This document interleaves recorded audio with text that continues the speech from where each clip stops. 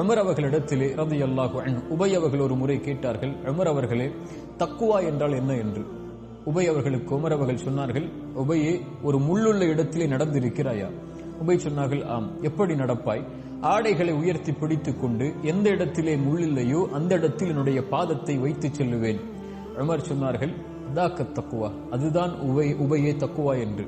இந்த உலக வாழ்வில் நீ வாழும் போது எந்த இடத்தில் அல்லாஹ்வுடைய கட்டளை இருக்கிறது, எதை அல்லாஹ் தடுத்திருக்கிறான் என்று பார்த்து வாழ்தல் தான் தக்குவா என்று சொன்னார்கள்.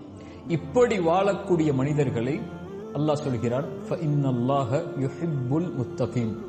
இந்த தன்மையை சுமக்கக்கூடிய முத்தகீன்களை அல்லாஹ் நேசிக்கிறான். அல்லாஹ் நேசித்தால் என்ன ஆகும்?